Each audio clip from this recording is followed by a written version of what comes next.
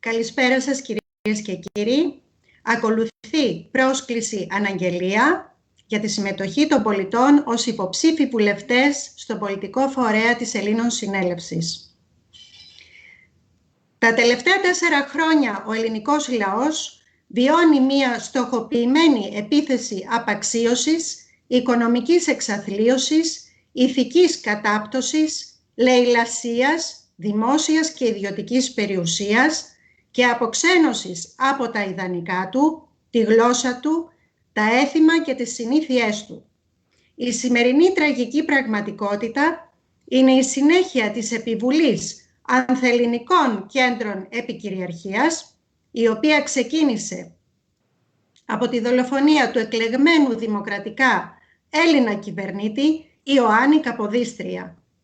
Αυτή η δολοφονία ακύρωσε οριστικά την ψήφιση του πολιτικού συντάγματος, το οποίο είχε προγραμματιστεί για να επικυρωθεί στην 5η Εθνοσυνέλευση, καθώς επίσης σταμάτησε την λειτουργία του κρατικού πιστωτικού ιδρύματος, την Ελληνική Χρηματιστική, το οποίο αντικαταστάθηκε το 1841 με το ιδιωτικό ξένων συμφερόντων πιστωτικό ίδρυμα, την Εθνική Τράπεζα της Ελλάδος. Από τότε το ελληνικό κράτος δεν έγινε ποτέ ανεξάρτητο, διότι η εξουσία πέρασε σε ξένα προς τον ελληνισμό κέντρα με εκπροσώπους στα πολιτικά κόμματα μέσω της εγκάθετης ξενόφερτης μοναρχίας. Είναι γεγονός ότι ενώ το πολίτευμα άλλαξε πολλές μορφές, η κύρια σταθερά και υπεύθυνη συνιστότα του καθεστώτος διαχρονικά από το 1832 μέχρι και σήμερα παραμένει η κομματοκρατία. Από τότε μέχρι σήμερα τα κόμματα είναι υπεύθυνα για τα δεινά του ελληνικού έθνους, επειδή διέρεσαν, κομμάτιασαν και διέλυσαν την κοινωνία μας. Είναι υπεύθυνα όχι μόνο επειδή δεν έκαναν ποτέ το καθήκον τους για την προστασία και την προαγωγή των δικαιωμάτων των Ελλήνων πολιτών, αλλά δημιούργησαν και το περιβάλλον για την επιβολή των συνθηκών εχμαλωσίας, δέσμευσης και υποταγής σε ανθελληνικά κέντρα. Τα κόμματα επέτρεψαν στο τραπεζικό κατεστημένο να λειτουργεί με πλήρη ασυδοσία, αποκλείοντας κάθε ενδεχόμενο ελέγχου και απαλλάσσοντάς το από κάθε φόρο και υποχρέωση καταβολής τελών. Έτσι αυτό, έχοντας πλήρη ασυλία, έφτασε μέχρι το σημείο να πτωχεύσει το ελληνικό κράτος επανειλημμένος. Τα κόμματα εκχώρησαν το δικαίωμα στο τραπεζικό κατεστημένο να χαράσει την οικονομική πολιτική του κράτους μας και να δημιουργεί τις συνθήκες εχμαλωσίας των Ελλήνων πολιτών μέσω του χρέους. Τα κόμματα και η διαίρεση της κοινωνίας που δημιουργούν ήταν η αιτία της μικρασιατικής καταστροφής και γενοκτονίας.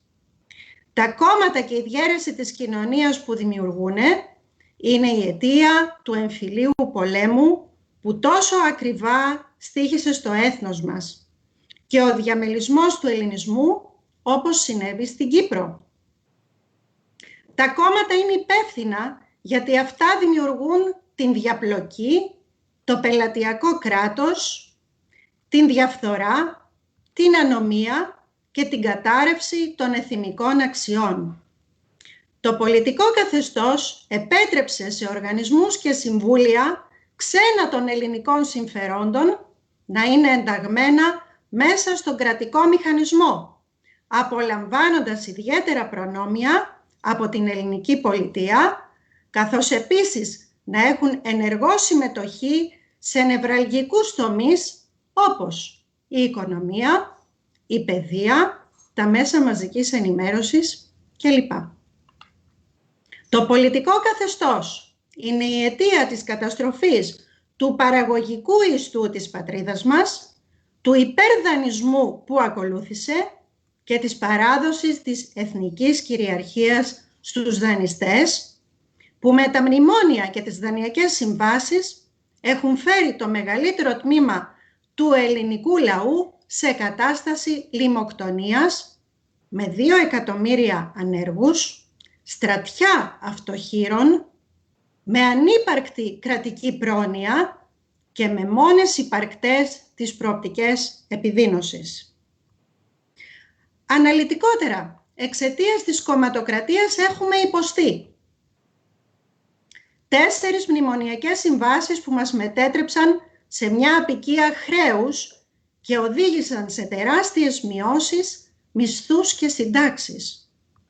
Την απώλεια του ελέγχου των οικονομικών εσόδων του κράτους και την προώθηση και διαρροή του ακαθαρίστου εθνικού προϊόντος μέσω της ΑΔΕ σε ανώνυμες εταιρείες του εξωτερικού. Την μείωση του τζίρου και της αγοραστικής δύναμης σε πολύ χαμηλά επίπεδα. Την αύξηση της ανεργίας και την δραστική μείωση των υψηλά αμοιβόμενων θέσεων εργασίας έναντι της αύξησης των χαμηλά αμοιβόμενων θέσεων εργασίας στο εξευτελιστικό επίπεδο του κατώτατου μισθού. Την υπερφορολόγηση των οικοκυριών και των επιχειρήσεων. Την συρρίκνωση της γεωργίας και της κτηνοτροφίας και την καταστροφή του μεταποιητικού κλάδου. Το κλείσιμο των περισσότερων ελληνικών εργοστασίων και τη μεταφορά πολλών από αυτά στο εξωτερικό. Τις ανύπαρκτες επενδύσεις για την έρευνα και την καινοτομία. Τους παράλογους νόμους που οδηγούν στην πτώχευση και στην απώλεια της περιουσίας του Έλληνα. Την κακή ποιότητα της δημόσιας παιδείας που οδηγεί τους γονείς να καταφεύγουν σε φορείς ιδιωτικής εκπαίδευσης με μεγάλο κόστος και εν συνεχεία την διαρροή της νέας γενιάς Ελλήνων επιστημόνων στο εξωτερικό. Τις ανύπαρκτες παροχές υγείας, με τάση συρρίκνωσης σε ό,τι αφορά τα φάρμακα, τα νοσοκομεία, το ιατρικό και το νοσηλευτικό προσωπικό. Το μεγάλο ενεργειακό κόστος για τα νοικοκυριά, σε ρεύμα, σε θέρμανση και σε καύσιμα. Την διαβίωση σε πόλεις και χωριά με ανύπαρκτο και συχνά απάνθρωπο χωροταξικό και πολεοδομικό σχεδιασμό. Την χαμηλή αξιοποίηση του πολιτισμού, του τουριστικού και του ναυτιλιακού τομέα, όπου η Ελλάς διαθέτει το συγκριτικό πλεονέκτημα έναντι των άλλων χωρών. Την ταπεινωτική στάση απέναντι στα γειτονικά κράτη στο θέμα της διεκδίκησης των δικαίων της χώρας μας που απορρέουν από διεθνείς νόμους και συμβάσεις με κάκιστη διαχείριση της εξωτερικής πολιτικής, παραδείγματος χάρη Σκόπια, Τουρκία.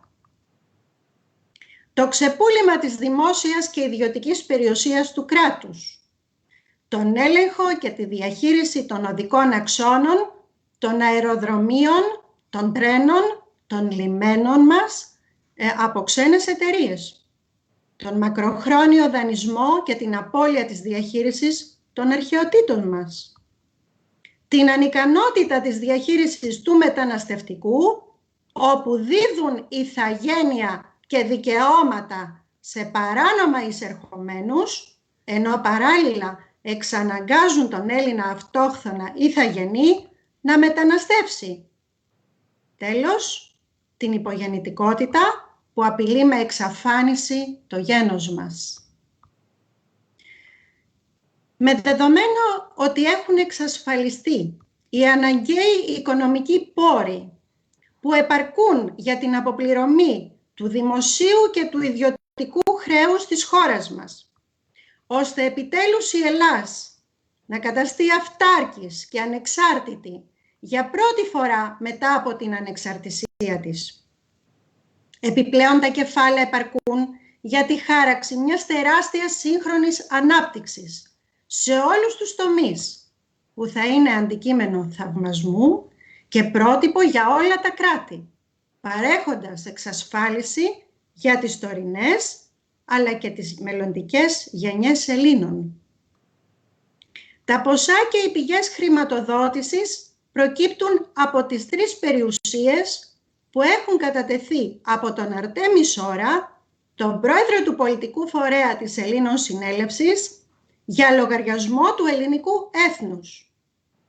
Συγκεκριμένα, είναι οι διεθνείς συναλλαγματικές, που είναι τα 600 δις δολάρια Αμερικής, και τα 2,33 που προορίζονται για τη δόμηση χρηματοδότησης σε όλους τους δήμους της χώρας, από τα αποθεματικά του Ταμείου Αλληλεγγύης της Παγκόσμιας Τράπεζας Ανοικοδόμησης και Ανάπτυξης του ΟΗΕ, όπου έχουν μπει οι εγγυήσεις για άτοκη χρήση με πολυετή περίοδο αποπληρωμής. Να σημειωθεί ότι η Ελλάς υπήρξε ιδρυτικό μέλος εξ αρχής σε όλα τα παγκόσμια ταμεία που δημιουργήθηκαν και υπάρχουν σε όλο το ιστορικό βάθος και τα οποία κατέχουν τον εθνικό πλούτο, ο οποίος κληρονομικά ανήκει στο ελληνικό γένος.